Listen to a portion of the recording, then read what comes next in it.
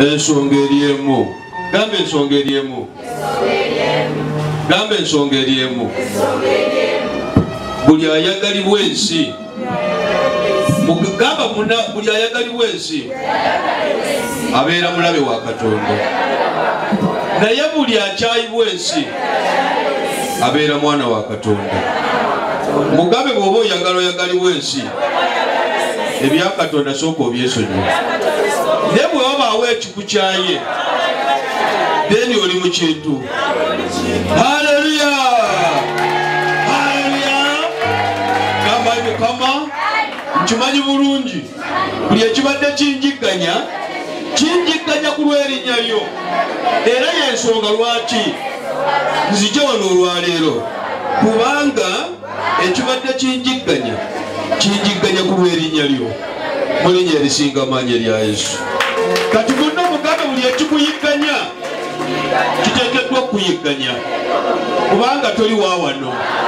Buli ekikutawaanya kiteekeddwa okukutawaanya kubanga wano si wammwe. Olina gye wava ne bakuteeka wano. Kati ebya wano bigumire kubanga biteekeddwa okukuba, biteekeddwa okuzanyirako. Naye manya eyakuwangulira amaze okubirinnyako mu linnya erisinga amaanyi erya Yesu. Haleluya!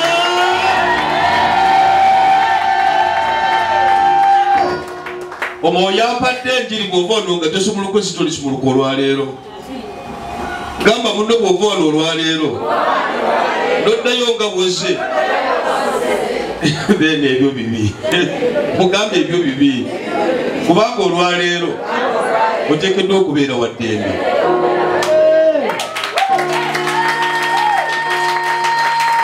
Nsaba Mukama Katonda byonna ebyali byafa mu bulamu bwo olwaleero bikomere ddala. Bikomere ddala. Yomugamba ayi Mukama olwaleero buli ekibadde kiyigganya obulamu bwange na buli ekyali kyankyawa olwaleero Mukama leka kivunname. Si lwa maanyi gange, si lwa bulungi bwange, kiddemu si lwa bulungi bwange ne lwa linnya lyo, kubanga olwaleero buli mulandira gwonna ogubadde mu bulamu bwange guteekeddwa okuvunnama. Guteekeddwa okuvunnama mu linnya erya Yesu. Mwebale kujja mbaaniriza mu linnya erya Yesu. I will come you. Ofunangayo akadde n'onoonya omulandira gwo we guli. Amiina. Buli lw'ogunoonya Mukama bw'agukujjirawo ebisigadde bivunnama. Ebisigadde bikola ki? Kyekituleese olwaleero okwongera okuwa Katonda waffe ekitiibwa ate naye atwongere ebirungi. Atwongere ki? The resurrection power is on. So kimanyi bulungi Mukama tasobola kuleeta nga talina kyagenda kuwa. Kyakuteekeddewo ekiri naye manya the world will hate you. Ensi ejja kukukyawa ne gwe yagala ani? Yagala Katonda. Nsaba otuleko wansi. Nsaba otuleko wansi. And always when you come, ask for the Spirit to locate your spirit. Ask what? Saba omwoyo wa Katonda alabe omwoyo wo. Alabe ki? Tojjanga bwezikutuula butuuzi kuyimba kubuuka no. Osabanga mwoyo wa Katonda to locate your spirit. To locate your spirit. Abooluganda teri kigaana. Akumanya ayitibwa ani? Katonda. He will help you to locate your spirit. He will help you to locate your Nsomera Yokaana 15:18. Nsomera akaawo 15:18. Yokaana, the Gospel of John 15:18. Nsomera akaawo. Ensi bwebakyawanga. Ensi bwekukyawanga. Mumanyi nga yasooka kukyawa nze nga tennaba kukyawa mmwe. Bw'ofunayo abakuyigganya, bw'ofunayo ebikusekerera, manya biteekeddwa kubanga gw'ogoberera yakola ki? If the world hates you, you are not the first. It hated your master before even you were born. Amina.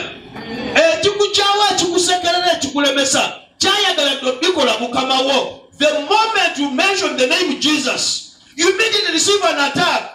Because the name itself is power. Therefore it attracts power. Woteka ketara, ofuna bimosi, ebiwojjolo, ebiswera-swera, buno bugamagamaaliza nibwonna bujja lwaki, bulabye ekitangala. The moment you mention the name, amaanyi gajja. Lwaki gajja? Kubanga oyogadde ku maanyi. So bw'oba oyagala amaanyi gali galeme kujja, erinnya lya Yesu kola ki? Let the moment you keep mentioning Jesus, Jesus, Jesus, Jesus, you are mentioning power. This is power. That's why when you go to church, mugambe Yesu wange, jangu tugende wa? Wade Yesu wa munafu. Mugambe jangu tugende wa? Yesu wange jangu tugende. Tusisinkane Yesu wa musumba Julius ono. Owulira? Yesu wa majja, n'omugattako wange, abooluganda omuliro nga gusparkinga. Ogenda mulaba ekibadde kikugoberera nga kikoze ki? Mugambe, talk to him. Tomuleka mabega. Tomuleka. If the world hates you, just keep it akonkagaddenyo. Keep in mind. Keep in what? Mind. Just manya. Nti gwogoberera yamukyawa dda. Therefore kati gwokukyawa is just a game theory. Because the Jesus we're talking about was hated by the world. Yafana abona because of hatred. Wali buchayi. Naye lwaki akyayiddwa? Kubanga ye mwana wa Katonda. Nti abantu baagala muyitani. Tebaagala muyite kabaka. Tebaagala bagambe nti yava mu ggulu. Tebaagala nti awonya. Tebaagala nti agaba obunabbi. Tebaagala ebyo tebabyagala. Era ky'obola baamugamba Mateyo 12 nti oyo akozesa busaba gwani? Babimugamba. Kati obadde nebikugamba kwebe nebikukaabye. Bannange oku bizinesi yo ng'ekola nnyo, gweddogo walijja waani? Nagenda oli omusajja ateeka okuba ng'alina eddogo. Bali bannabbi ba bulimba. It's okay. It's okay. It is well. It is well with my soul. It's okay. Yes. It's what? Okay. Let me tell you something that will never destabilize the anointed. Is okumugamba kyatali. Is okumugamba kyatali ki? Bw'opita omulimba nga siri mulimba kinzijjako ki? Bw'opita omubbi nga siri mubbi kinzijjako ki? Bw'opita omusiru nga siri musiru kimpitako ki? Naye the problem is one. When you don't know nti nekwaweereza baali mukola ewe ekizibu ekiviira bannange nedi wefe lwaki omwogeredde ekigambo ekyo ekinene. Yes, nze mbisabira ne Saara. Nze mbisabira ne Saara. Kubanga they expose the ignorance of the talker. They expose the ignorance. Omanyi obudde obusinga toyasamyanga kamwako nga tomanyi kyogenda kwogera. Ojja kukasamya bubi ate okyogere bubi. Sooka nga weebuulire then ofulumye ekigambo ekiki ekituufu. Kati ojja kukyogera nedde otamanya ebweru eyo they are angels fighting. Naawe ayogera nti kimu bibiri bisatu. In that sense you have never been met him. In that you come, other than you giving me, I just gave you. Then I must not go over. Our name is Sam. I know not really the business for another way. Can I have time for that? Not at all. After Mukama Bianti Kabirana Nyate Visito. That's why no Mugama Wango say Wangi. Sabange Songenchi. Kubanga Isaiah never one. I mean, we want them to songa somewhere. Ezamaanyi ez'omuggundu nze njagala ensonga kubanga amanyi ebaatika biki ate bizitowa.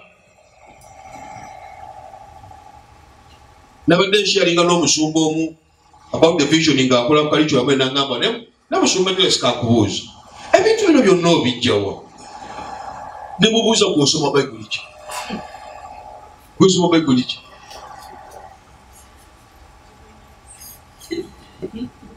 kirabika asoma kudumala gyosoma gyensoma but you need a deeper revelation. Kati ebintu ebimu manyanga actually nekyenjagala okugamba ebikukyawa leka bikukyawe kubanga byakyawadda mukama wo.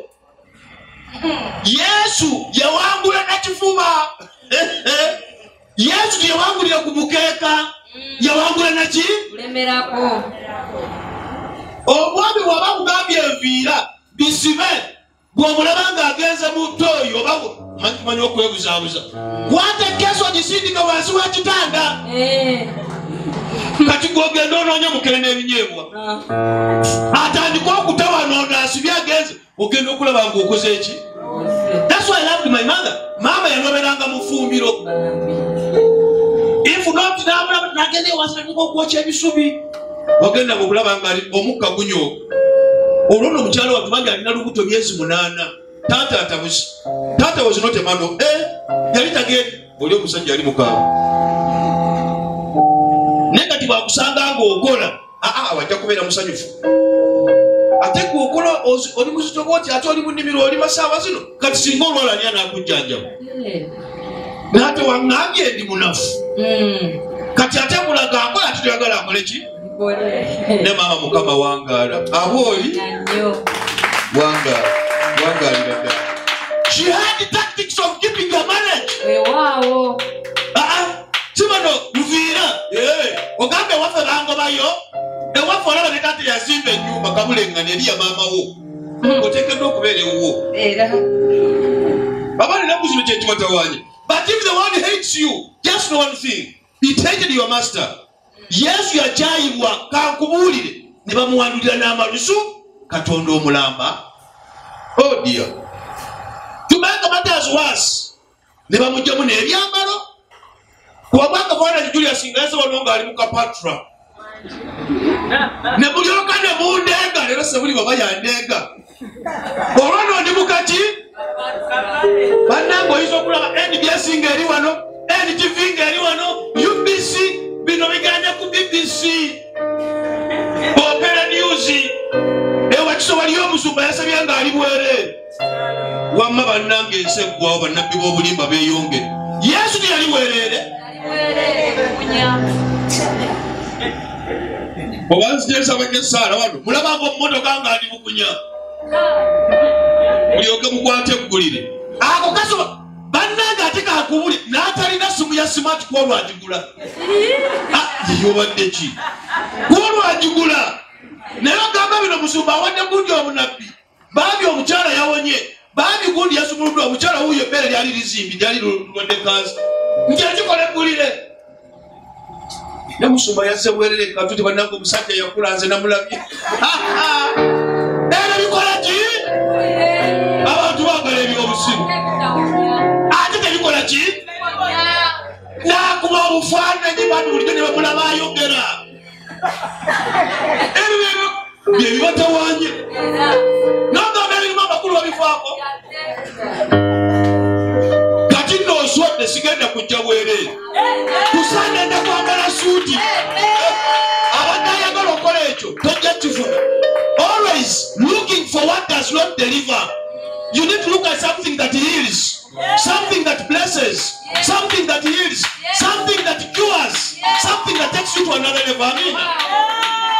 Eriye church South Africa basaba bali bwereere nga badwane obalaji oba bali mugirabyeko nalabyeyo n'endala omusumba ayimirira katuuti n'atandika okubayira soda obadde ki abayira soda gwe cupa gyojje nayo kyakuyira ne church gyeri naye mwabalina amasimu ga koloboza series gyebiri mu bisaaki nga mujabira bagyebiri kyobalaba nina sala gyenja okusaba n'obubiri kyobulawo si kyabwagala because you people are supposed to be subscribers of these things. Now I'm watching you don't subscribe. Always subscribe so that you can always get this information. But if the world hates you, keep in mind keep in mind that it hated me first. Singa mubadde bansi singa obadde waawano ensi yandyagadde ekyayo naye kubanga temuli bansi naye nze nabalonda mu nsi ensi kyeva ebakyawa. Bisumaze ebintu byantabukako biteekeddwa okutabukako kubanga toli waki wansi. kati kiweetaaga kiri kimu si kulaba byansi gwedda mu kkuba eryoyo eyakola ki eyakuyita. Teweetaaga kulwana, teweetaaga kuyomba. Just position yourself mwoyo eyakuyita n'akujja mu nsi n'akugamba kati gwe olwaleero okuzadde oli mwana. Olwaleero okuzadde oli muki kyoba okola.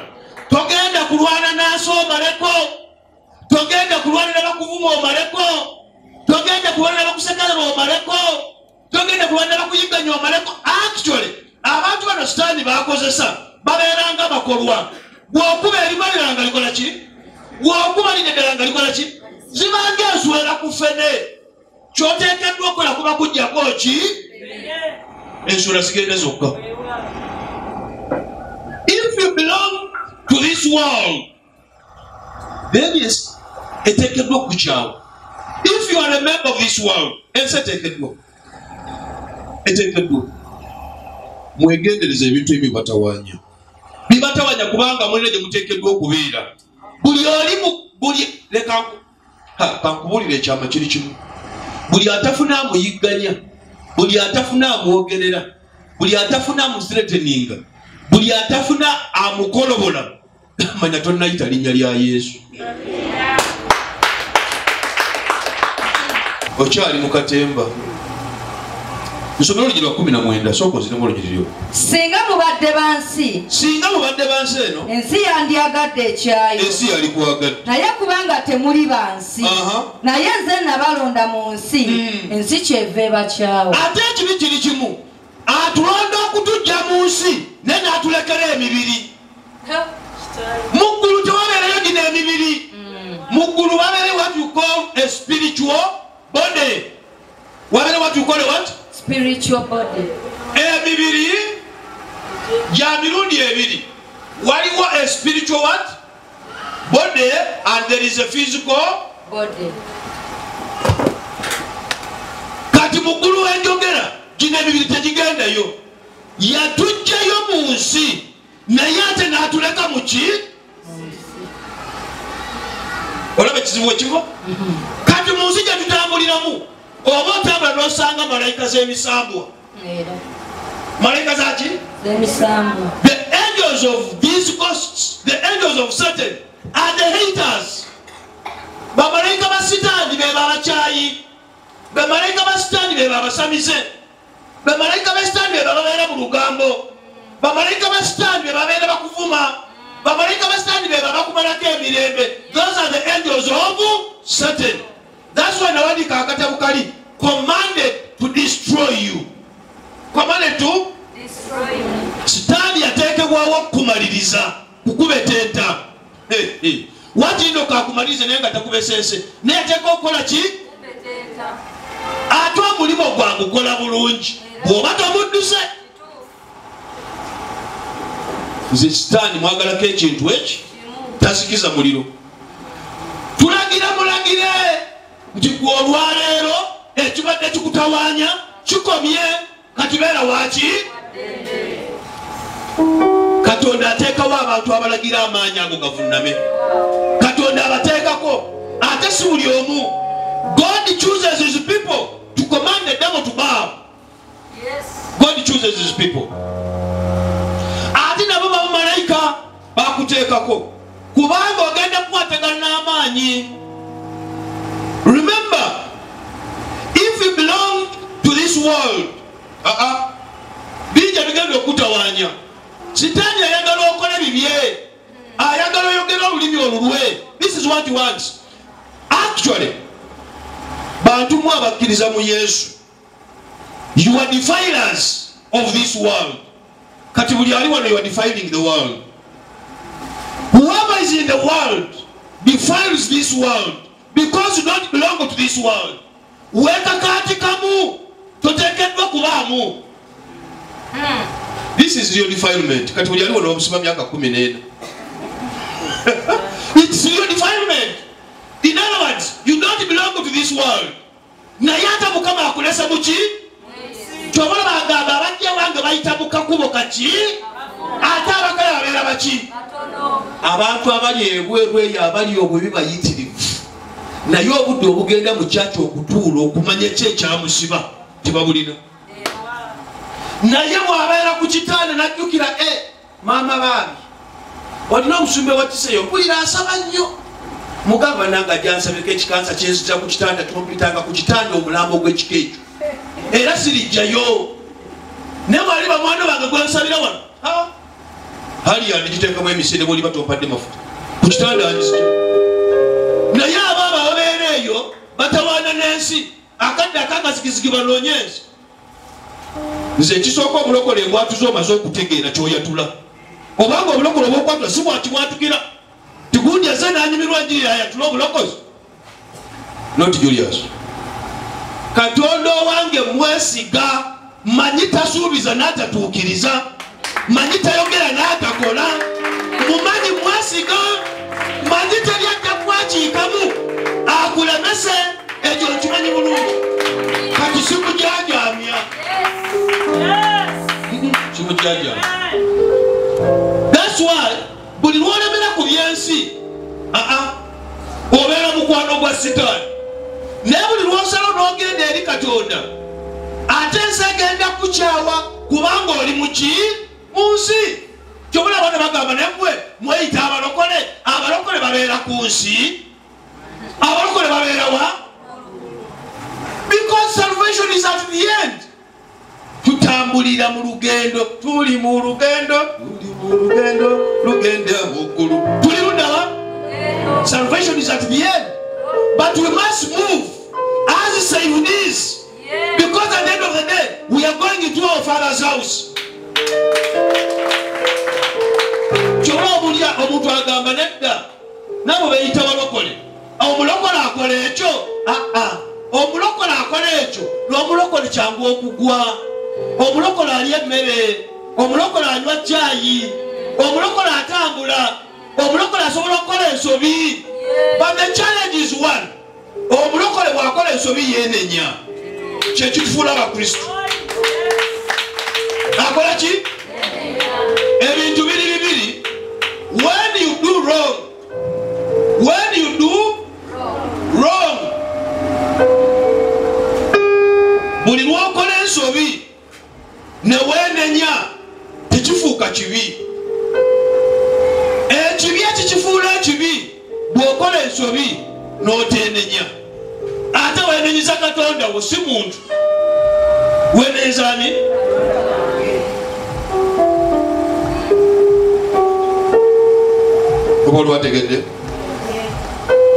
Always confess you are wrongdoing to God.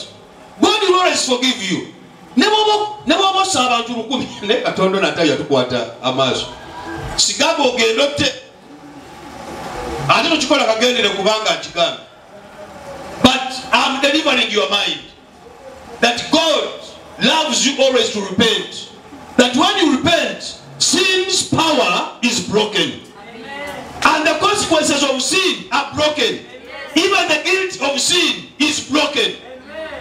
Because when you sin, sin brings guiltiness and consequences. All that chain is broken by mere repentance and confession. Ebyo byonna bikola ki? Bivaawo. Oli mu nsi, ensi ekuteekako amaggwa, ensi ejja kukukyawa, ensi ejja kukwogerera, ensi ejja kukulemesa, naye abooluganda manya toli waki? Katonda yakuleeta. I loved this. Katonda yagamba leka tukole omuntu mu kifaananyi kyaffe netumusindike agenda atufugireko ki? Kati okumusindika atufugireko nsi yali ateekeddwa okwambaza omubiri kubanga abantu bogenda okufugiramu balina ki?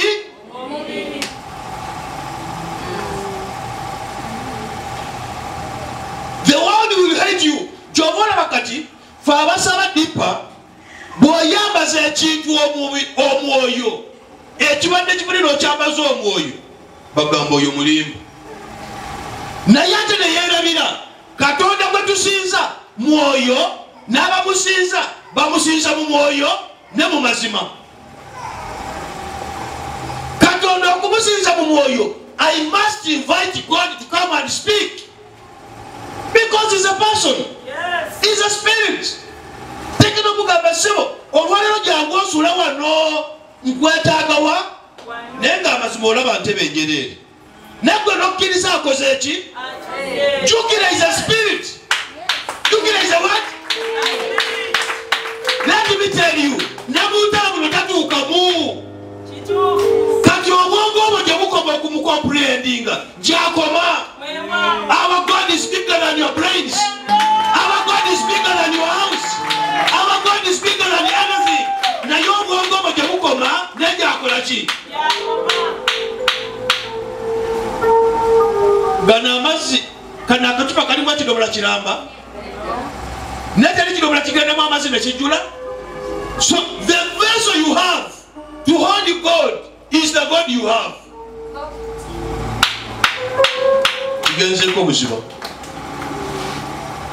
Omwoyo gw'olina okutuusa Katonda ge maanyi gw'olina. Kizibu nnyo okubanga tolina mannyo gonna n'ogamba ojja kumeketa eggumba. Naye agalina eggumba tagimeketa. The spirit you have about God is the power you have. Gemanyi golina. You are a channel. Abaluganda boleta akataala wano kana akawatisi 5. Kakuwa kitangala kya watisi meka? Naye kambuuze boleta ya watisi 10 eba tegenda kwa. N'ekizibu kibaddewa gw'oleese watisi meka? Bw'onooleeta nnene era ejja kuwa ekitangaala ekiki? Bw'oleeta entono ejja kuwa entono. That's what you talk about empowerment. That's what we sing about. How ready are you to receive? Your readiness determines what you receive. Kyangu nnyo kubanga mukola bizinesi yeegi. Oli mu bizinesi yeemu gye musiika mu chips, asimbyemu ennyumba, akozemu ebyobugagga, naggwe gy'okola yeemu n'engatto togikulanga. Ne naawe osiika ki? Sinakindi ezizo nnyingi nnyo n'okusinga ezooli. Enkoko gy'otunda ekifya 2,000 oli munnakitunda 10,000. Naye ate okisiikana bulungi ekyo ne kinyirira okusinga ekyoli. Kankubulira ekikolimo kino osobola okweruma n'eriiso. Osobola okwerya n'ogamba naye ani abeera ndoga ng'amazima weeroga weka ekikologa kirimu. Always gaziya kubanga ebikuyiganya biteekeddwa okukola ki? Kkiriza gaziya owule ekyo bagenda okwogera. Please always manifest your blessing. Always count your blessing in everything. Always see what God has set ahead of you. Ojja kulaba Mukama Katonda ng'akola. That's why agambye temuli bansi ky'obola bensi ejja bakyawa singa mubadde bansi ensi yali baagadde. You are not of this world. In that sense, you are definers of this world. Tugenda kaatikamu kubanga Mukama yatuteekako omubiri tugibeeremu. That's why Mukama yagamba ebyeggulu bitwalibwa n'amaanyi nakuwaguza. Oteekeddwa. Ffe baani Mukama baawa ekizimbe kino mu myaka 3 ate nga tutandise omwezi ogw'omunaana feba gundi gwani bw'ataba Katonda gwani. Abantu banoonya mmere yakulya mu korona ffe tuli mu kusasula kizimbe kino gwe Katonda omuwaaki.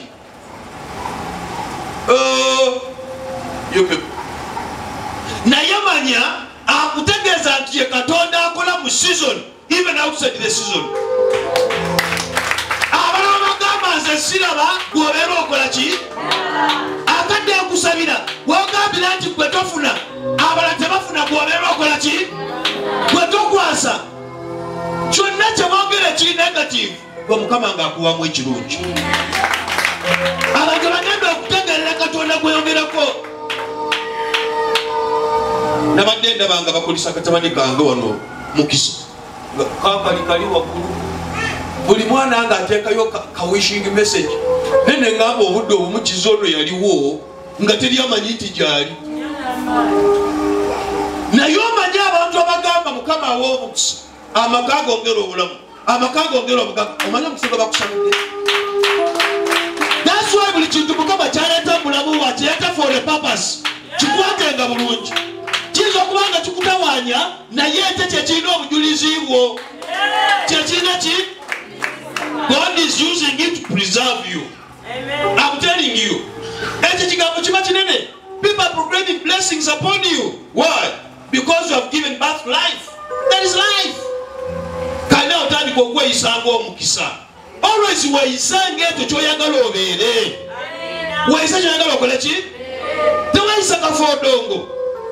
be positive. Don't always be pessimistic on issues. Always be optimistic.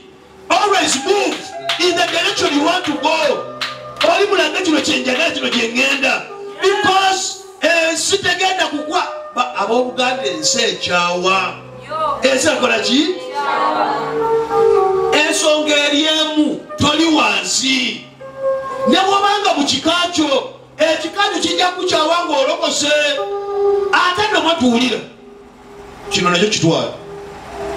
If you are total peace n'ab'ekika kyo bonna tonnalokoka.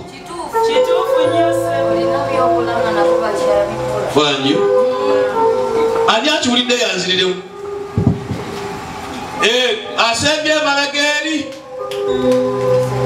awo nadduse mpola ate okyali muto nema magumba gakalo namyeja dadi ogambye bwe tuba nga tukyali mirembe n'ab'ekika kyaffe bonna kabaleyo bulungi then tukyali kyekimu nabo. If you are total peace with all your family members, friends and what? Tonaba kuyita Yesu gwepita. That's why bimu yosaba tonaba bifuna kubanga okyali wansi. Mukama akuyamba okusumulukira mu statement eyo. This is it. Katonda gwenjogerako did not come to bring only peace, but to cause division and fire. And how he wishes, it will already blazing. He don't come only to bring peace, but also to cause disorder. Omwana yawukanene taata, senga yawukanene baba, jjajja yawukanene omuzukulu. This is the Jesus I'm talking about.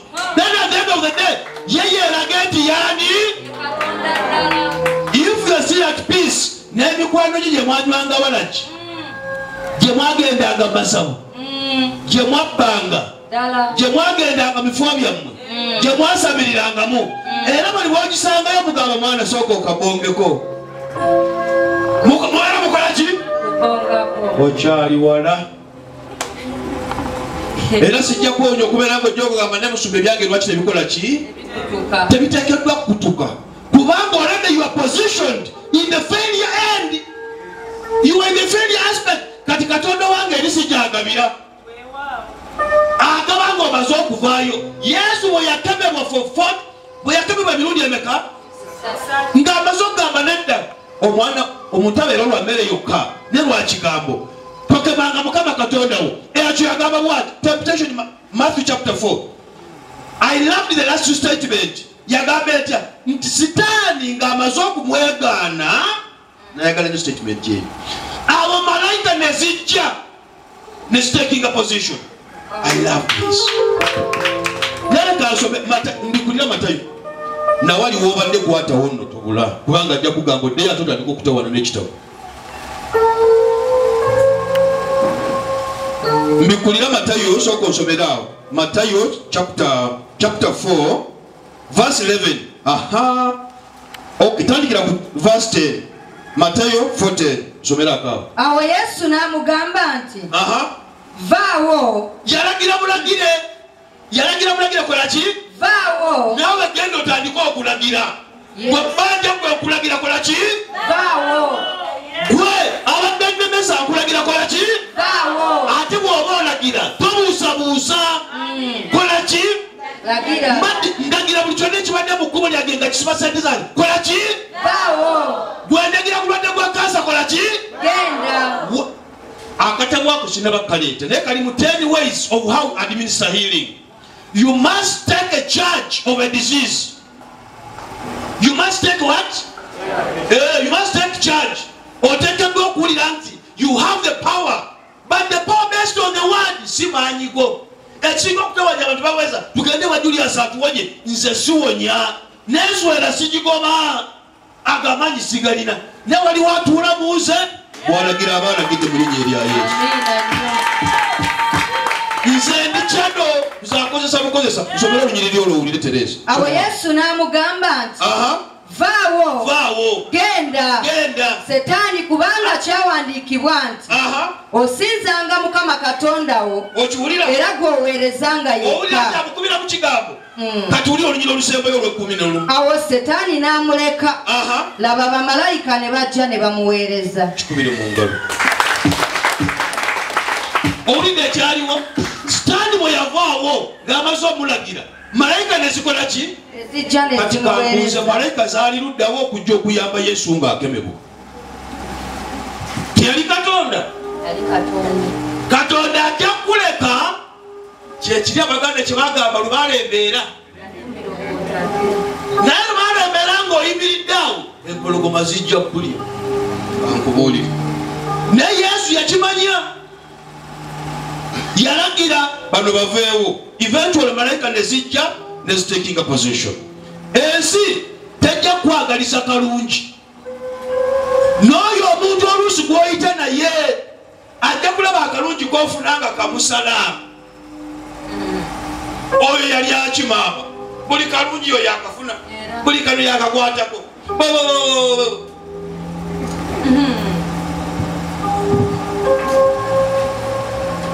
Ebyo si bye bikulu. The world will hate you. Because it hated you must akakeka singo kunyumira. Julius sinze Yesu. Gaddafi sigwa Yesu.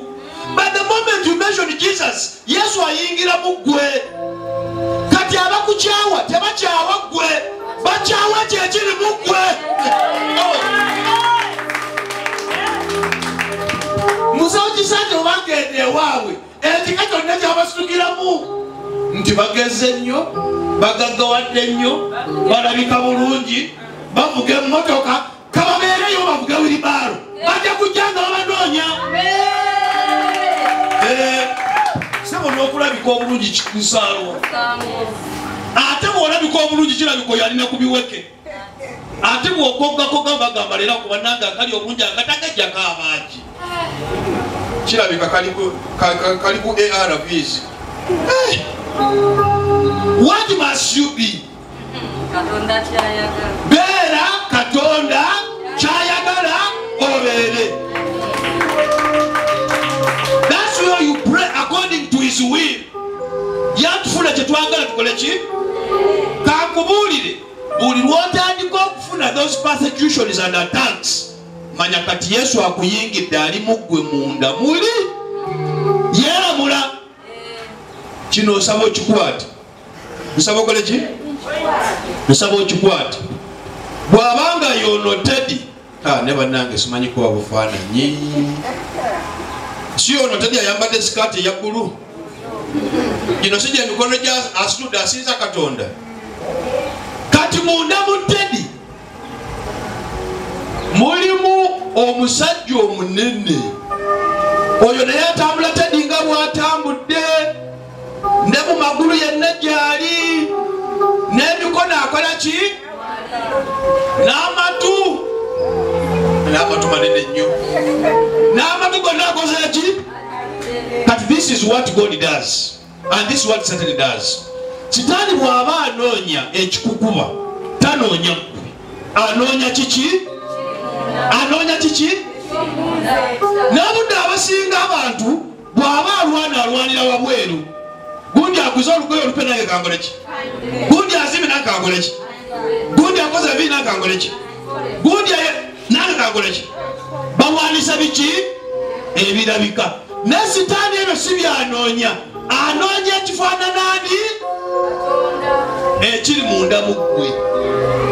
That's why ne Katonda bw'aba akukuuma takuuma mubiri gwe. Katonda akuuma ekyo kye yateeka mu ggwe. Akuuma kiki? Ekyo yateeka mu ki? Era akadde bwe katuuka agamba mwana gwe munnayo nateekamu ennyumba yiyo gitwale mu linnya erya Yesu. Agamba nti nateeka mu nyumba nateekamu emmotoka yo yiyo gitwale mu nyumba. Owulira byakuuma akadde bwe katuuka he manifests kubanga muggwe alaba obuze. Wali wategedde kyengamba? He protects that kye yateeka mu ggwe. Kali ne sitaani kyabeera akola ki? Naye ate nga yawangulwa dda. Bwe yamala okukola byonna ngambye byonna amaze okugamba sitaani nvaako nsirayo wa Katonda wange. Awo malayika ne sitaani taking over. Abooluganda ng'omaze okulwana wali weegendereza kati oli wano naye singa ogenda waggulu olwokola projekiti nga y'amaanyi n'employinga abavubuka nga 5 nemubeeramu abawala ab'enjawulo bakola abalenzi b'enjawulo bakola ebimotoka bitambula. Omanyi nti Museveni ajja n'akukyalira okukyalira. Wekiri. Oli wategera kyeŋŋamba? Wekiri. Agamba nedda mpulira ewakiseeyo omuntu alina employinga abavubuka nga 5. Tulaba oba tumwongeramu ssente. N'omubuuza bwe nali ntandika mwaliwo. Amala kujja ng'okoze ki? Otuuse. Kitegeeza ki? Oteekeddwa okulemerako. Kubanga buli lw'oba okola ekintu ekyo manya waliwo amaanyi agakuliko. Abooluganda gajja kutuuka gakuwanguze mu linnya erya Yesu. Amiina nnyo. Malayika zijja kujja zikwetooloole kati manya tokyalogebwa. Amiina. Tokyalogebwa. That's why the world must say to you, ate weebasenga ne Katonda nti ensi ekukyaye. Ensi bwekukyawa abantu ne bakukyawa nti nze nyumira ne bagamba gundi yo tebamwagala. Kati bakwagale kuki? Bannange omuntu mulamu nga teyagalika. Gwowe ekirungi yakutuga. Omuntu mulamu nga teyagalika bannange. Singa ebintu mwabirabanga bwebiramu. Omuntu mulamu nga tolina Katonda tayagalika kiddamu. Gwowe nyeggere yakola ki? Genda obuuze kamiliyoni. Gwowe nyeggere yali kusanga. Genda obuuze pulezidenti w'abantu. Kati akuba esimu abantu bagana nezikwata. Tugenda tuyagala kaasaabuze baleme kulayira bagamba gwasookayo. Ne luli bagendanga full swing full ball. Ne luli bagamba gwakola ki? Era bakwataani. Nti bakoowa. Tuli mu struggle ng'ofa. Ensi ekulamira mb'owo nga talimu. Ebigambo ebimu byesonyiwenga okole Katonda kyakuweeramu omukisa. The world will hate you, but just know God has pulled you out of the world. Olunyirwa 20 ndwagadde nnyo lugambe lutya? Mujjukire ekigambo kye nabagamba. Remember my word. Ekigambo kyange kifuule kitundutundu kuggwe. Kifuule member ow'obulamu bwo. Remember my word. Yes. Mujjukire ekigambo kye nabagamba. Nti omuddu tasinga mukama we. Nze Mukama njagala mbeere naawe. Mukama beeranga mu bizinesi yange ne mu maka gange ssebo otuule okkalire. Naye ate nze Mukama abanjigganya abo sibaagala. Era abo abanjigganya mmanyi ggwe tokyali Katonda. The servant will never be greater than the master. If they persecuted Jesus, they will persecute your business. If they persecuted Jesus, they will persecute your home. Oba bayinganya mukama wo kitegeezera bajja kukola ki? Buli agamba nti saagala banjigganye, then Jesus must be out of your life. Ebikuyigganya bikuwa free marketing. Actually, butegeeza abali mu mwoyo nti Katonda w'amaanyi. Ti Katonda waffe w'amaanyi eggulu n'ensi bimuvunamira. Katonda waffe w'amaanyi. Kati bw'aba w'amaanyi ebimuluma biteekeddwa okubeera byaki? Twalina oluyimba nga tukyali mu pito bane mwaluyimbako.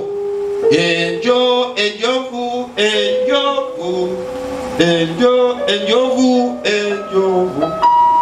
yakula bulungi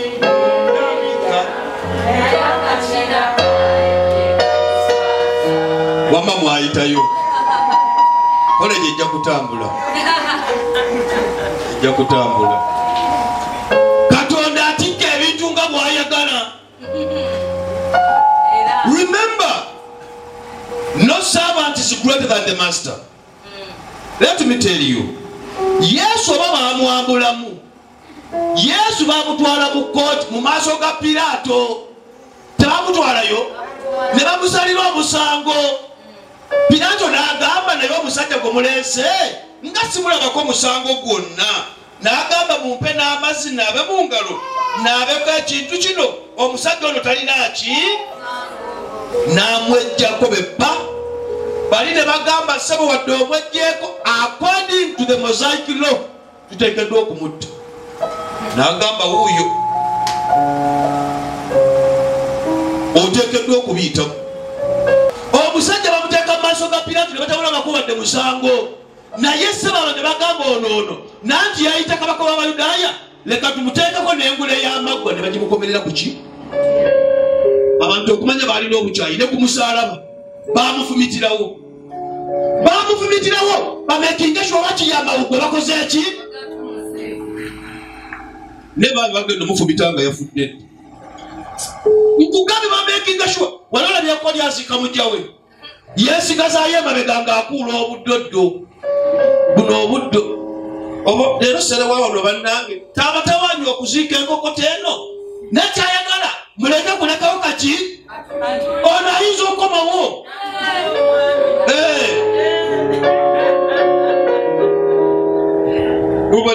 Bw'owoza nti asigadde ku malaalo afuddeyo nnyo, nedda ayagala alabe nti wonna bakoze eki? Mwegenezanga nnyo abantu abasigala ku malaalo abo. Balogo, bali balogo. Oluusi ateekawo n'akadagala ge n'obuzimu kankole ki? Abamu baseekayo n'obuwale, abamu ne bamuteeka mu bitooke akusibire. Ne Mukama yeebale olunaku lwali kutuuse ewange byonna ndibikutula obeere waddembe mu linnya lya Yesu. Ababikola kabikole, neka babikole, bwe batabikole Katonda alirabisibwa ddi. Abo beetaaga okumulaba bwe batyo. That's why no servant is greater than awo n'agamba ati if they persecuted him, obanga banjigganya nze nammwe banaabayigganyanga, obanga bakwata ekigambo kyange n'ekyammwe banaakikwatanga. Naye ebyo byonna banaabikolanga olw'erinnya lyange, kubanga tebamumanyi eyantuma. Byonna bajja bikola ku lwani? Ku lw'erinnya lyange. Kubanga tebamanyi yakutuma, tebamanyi akukozesa, tebamanyi akutambuza, tebamanyi akulabirira, tebamanyi akufaako, naye ate gwe akufaako omumanyi. Kituufu. Teweekobaana nabo kubanga wo tebamumanyi. Sinakindi gwe owabwe okoze eki? Omumanyi. Kati oba wo tebamumanyi, balike abayigganya bayigganye, naye gwe owa omumanyi. Ate kisinza obulungi, bino byonna bajja bikola because of my name. Because of my name. Awo nno wenjagalidde olunyiriri luli mu Peetero, nsomera ku Peetero. Genda ku Peetero, 1 Peter chapter 4 verse 14. 4:14 nsomeraako olunyiriri olwo. 4:14. Bwe muvumibwanga, buli wanaakuvumanga olw'erinnya lya Kristo, teekako erinnya lyawo Teddy. Bwe nvumibwanga Teddy ku lw'erinnya lya Kristo, nina omukisa, kubanga omwoyo ogw'ekitiibwa era ogwa Katonda atuula mu nze.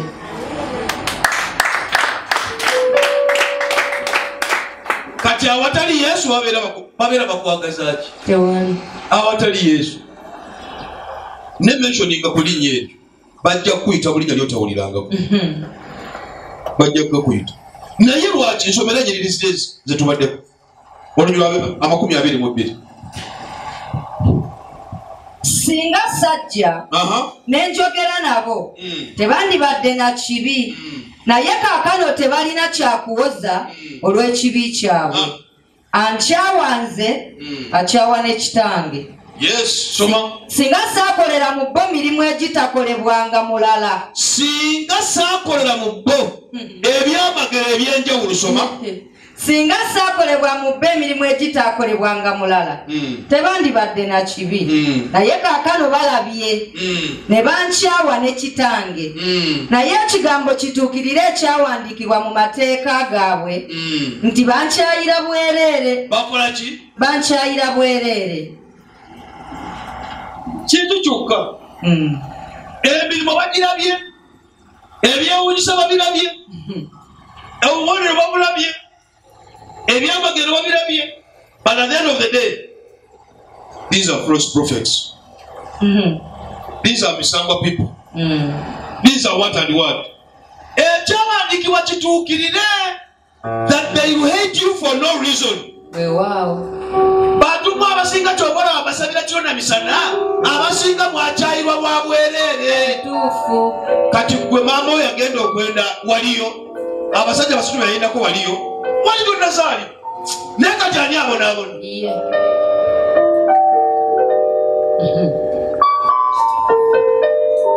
Onategedde kyeŋŋamba ekyawandiikibwa kituuki, they will hate you for no reason. Abantu balina obukyayi akubuulira Katonda alyokanga najja bannange ensinga terimu Katonda oba twali tesimanyi nakumanya. You can be persecuted left and right because of Christ. Naye kikumire ekitiibwa kya Katonda kituula mu they hate you for no reason.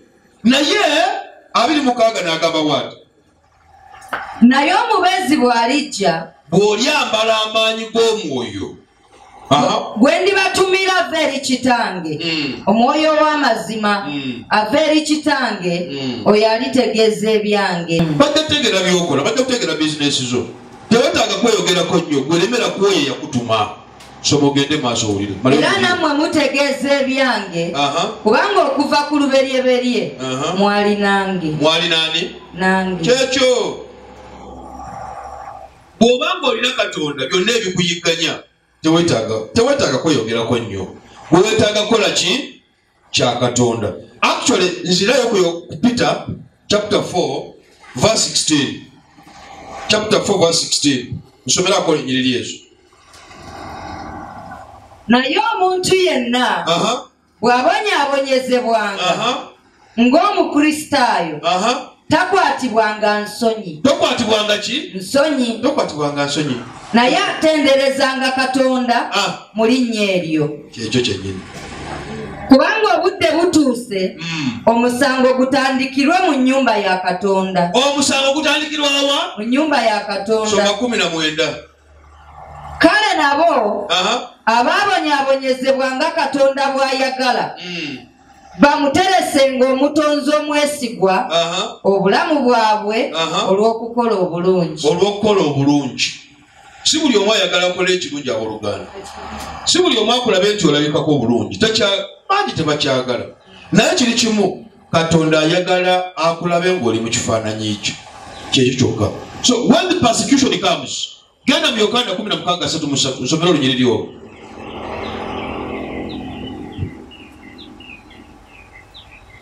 One of the course units zenteese mu curriculum ya Bible studies mulimu Bible opening. Opening of the Bible. Yes. Eyo naye yeetaagisa okubikula Bible. Soma olunyiriri olwo. Ebyo mbibabuulidde mube n'emirembe mu nze. Mube n'emirembe mu nze. Mu nsi mulina ennaku. Mu nsi mulimu ki? Ennaku. Eseza mulimu ki?